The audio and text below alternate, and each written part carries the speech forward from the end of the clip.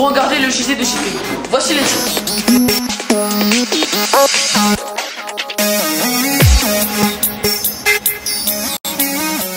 Avez-vous déjà été victime de clichés? Nous avons rencontré nos reporters. Nous sommes intéressés aux clichés au collège du Jean Perrin de Vitry-sur-Seine. On entend souvent des collégiens avoir des idées préconçues ou stéréotypées, qui peuvent être blessantes envers les camarades. Nous avons demandé à Océane, élève de 4e B, si c'était censé être vexant ou amusant. Pour moi, c'est censé être vexant parce qu'on peut rigoler d'autres choses et il y a des choses... on peut pas rigoler de ça. Une personne qui reçoit un cliché comme ça lui fait jamais plaisir. Hein. Il peut en être victime hein, s'il fait pas suffisamment, comme on dit, abstraction. C'est-à-dire s'il n'a pas suffisamment de recul pour voir que c'est un ami qui lui fait une plaisanterie. Moi, je pense que ça n'a pas lieu d'être dans l'enceinte du collège, par contre. Après, en huis clos, peut-être qu'on peut faire des allusions, des blagues, mais ouais, pour le collège, ça peut être que blessant, je pense. Certains élèves pensent que ces idées préconçues sont vraies. Ces victimes actionnent des stéréotypes.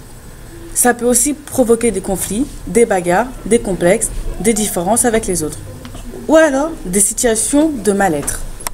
C'est qu'on est tous différents d'un aspect physique. Par nos origines, par notre apparence, par notre style vestimentaire, par plein de choses. Hein. Mais on est tous égaux.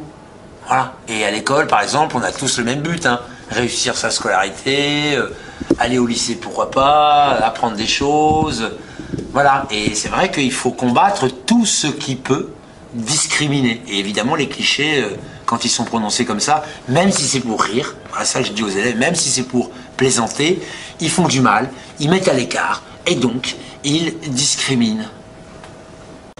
La boutique de Perrin propose aux collégiens tout au long de l'année des produits qui feront la joie des petits et des grands. Nos journalistes sont allés à la rencontre de cet espace unique en son genre.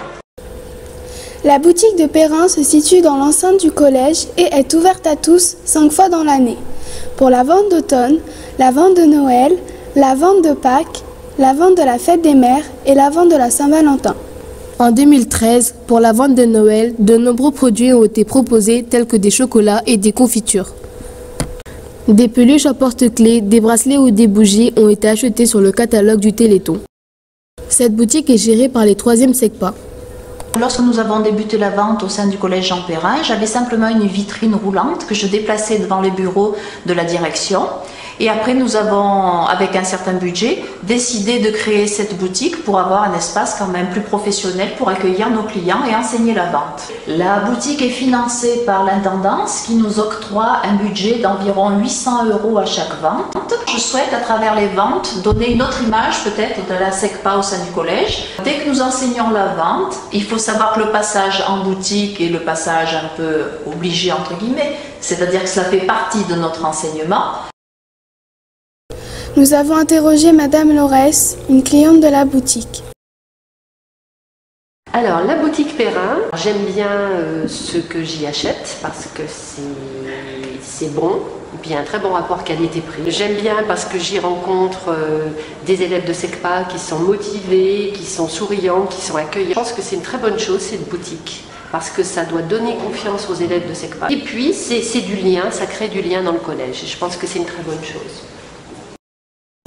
Voilà, maintenant, la boutique de Perrin n'a plus aucun secret pour vous. Nous allons nous intéresser à la cybercriminalité avec nos journalistes Mégane Vous, Céline Lieu et Céline Nguyen. La criminalité est un ensemble de crimes commis sur le net. Ils augmentent chaque année à cause du développement de nouvelles technologies.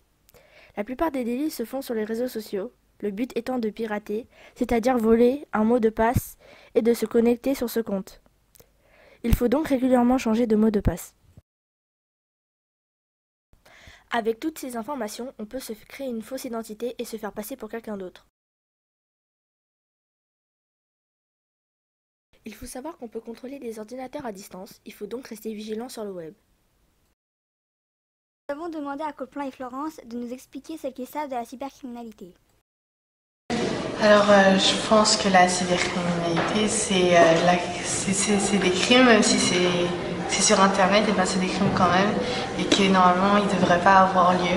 La cybercriminalité, ce sont des crimes, des cybercrimes qui sont sur les ordinateurs.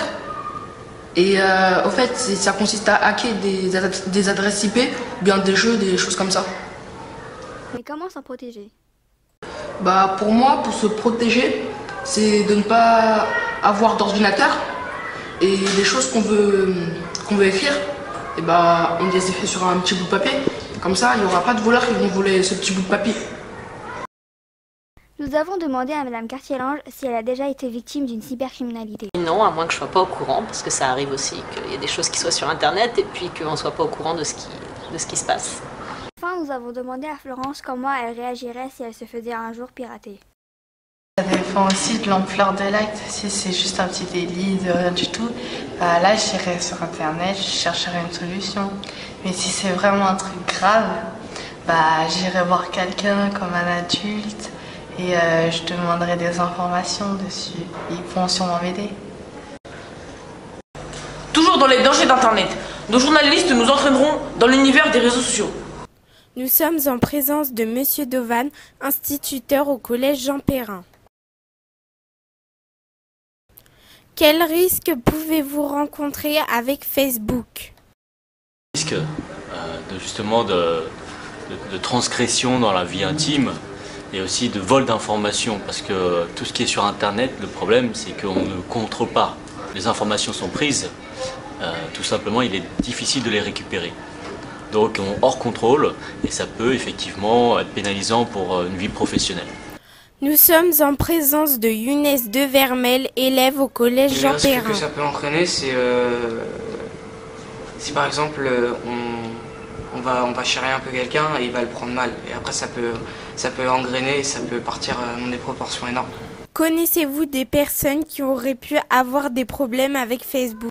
Oui, j'ai connu des gens qui ont eu de la diffamation sur Facebook parce que les gens se permettent de dire ou d'écrire des choses sur Facebook parce qu'ils sont derrière un écran, qu'ils ne sont pas devant les gens. C'était des adultes qui ont réussi à prendre de la distance par rapport aux événements et à la situation. Comment faites-vous pour vous protéger de Facebook? Tout simplement en réfléchissant, en prenant du recul, en ayant l'esprit critique. Et c'est vrai, comme je l'ai dit tout à l'heure, je l'utilise peu, donc j'ai peu de risques, mais j'évite de rentrer dans des commentaires inutiles, de critiques, comme on peut voir sur plein de sites. Tout outil informatique, communication ou d'information est intéressant, il suffit juste de bien savoir l'utiliser. Mes enfants ont besoin d'utiliser ce genre de site, on les accompagnera pour qu'ils l'utilisent au mieux et pour éviter qu'il y ait des dérives. Quels sont les avantages à utiliser Facebook? Les avantages sont de savoir ce que deviennent nos amis, parce que la vie est compliquée, on n'a pas toujours le temps de les voir, toujours le temps de prendre rendez-vous, donc c'est pratique. L'horoscope, de croyances et escroquerie, est-il vrai ou faux? Nous avons enquêté. Qui croit à l'horoscope et pourquoi? L'horoscope est un calcul que les astrologues font. Il y a 4 afin de déterminer l'avenir de chaque signe. Sont les plus indépendants. Parmi eux, il y a le bélier, le lion et les sagittaires. Le taureau, la vierge et le capricorne représentent la terre. Ceux-là sont très réalistes. L'air est le type le plus sociable, constitué du gémeaux, de la balance et du verseau. Les plus émotionnels et sensibles aux intuitions sont le cancer, le scorpion et le poisson. Ils représentent les signes d'eau. Nous avons interviewé 2 personnes différentes. Une qui croit à l'horoscope et l'autre qui n'y croit pas. Croyez-vous à l'horoscope? Non, je ne crois pas en l'horoscope. Sauf une fois en fait, c'était très drôle parce que j'étais en voiture, j'écoutais l'horoscope et puis il m'annonçait une magnifique journée avec un grand succès sur le plan professionnel. Alors j'étais contente parce que j'allais au collège. Alors je me disais, c'est chouette, ça va être bien aujourd'hui, tiens. Ce jour-là, c'est très drôle parce que mes 6e D, ils m'ont fait un cours super. C'est une coïncidence. En fait, je pense à la coïncidence, c'est pas vraiment l'horoscope, c'est vrai. Pourquoi ne devrait-on pas croire à l'horoscope? Imagine, si l'horoscope était vrai et qu'on pouvait y croire, ça voudrait dire que tous les gens qui sont du même signe astrologique vont vivre la même chose, la même journée. Moi, je trouve ça stupide. Je crois pas du tout. L'horoscope, c'est censé se baser sur les étoiles. Donc ça voudrait dire que des étoiles qui sont à des millions d'années-lumière de nous ont une influence sur nous. Je vois pas comment. Je trouve ça très improbable. Est-ce que vous croyez à l'horoscope? Oui, assez. Pourquoi? Quand je le lis en fin de journée, quand ma journée est déjà passée et que je le lis seulement en fin de journée, je trouve des choses similaires à ce qui s'est passé entre ce qui est écrit et ce que j'ai vécu dans ma journée. Est-ce que vous vous reconnaissez dans l'horoscope quand vous le lisez? Ah bah oui, c'est régulièrement, je trouve des similitudes entre ma vie et ce qui est écrit dans l'horoscope. Concrètement, l'horoscope est cru par certaines personnes car elles le lisent et se reconnaissent. Pour celles qui n'y croient pas, c'est parce qu'elles n'ont pas de preuves concrètes qui leur pousseraient à croire à l'horoscope. Sans transition, nous vous parlerons de culture. Nous nous trouvons actuellement au collège Jean Perrin où nous allons effectuer un sondage sur l'attrait des adolescents pour les comics.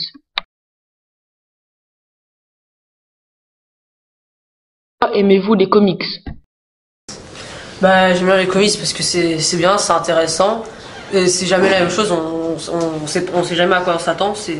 Les histoires elles sont variées et intéressantes. Parce que c'est intéressant, c'est cool, et ça parle d'action et tout avec des super-héros. C'est parce que c'est marrant et c'est rigolo. Votre héros préféré? Bah, comme mon t-shirt il le montre, c'est Iron Man. Déjà, lui, il dit qui il est, contrairement aux autres qui gardent leur identité secrète. Et aussi parce que il est riche, il fait pas le modeste et tout ça, il témoigne de son argent et de ce qu'il a, il fait le playboy en quelque sorte. Batman. Mon héros préféré, c'est Iron Man. Parce qu'il est riche, il garde son identité secrète et il est intelligent.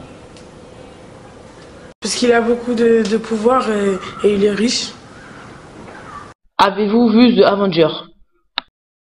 J'ai vu le film Avengers.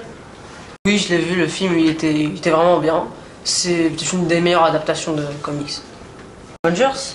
Oui, bah, parce que il était bien fait déjà. Les effets spéciaux ils étaient bien et tout ça. Et puis c'est une des premières fois qu'on voit plusieurs héros de différents comics en un seul film.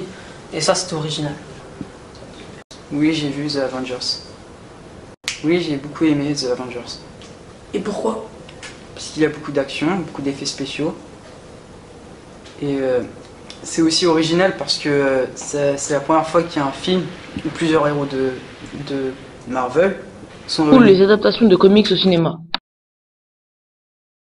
Oui, j'aime bien les adaptations de comics aussi. À partir d'un sondage réalisé sur 100 élèves du collège, nous avons appris que 65% des sondés aiment les super-héros.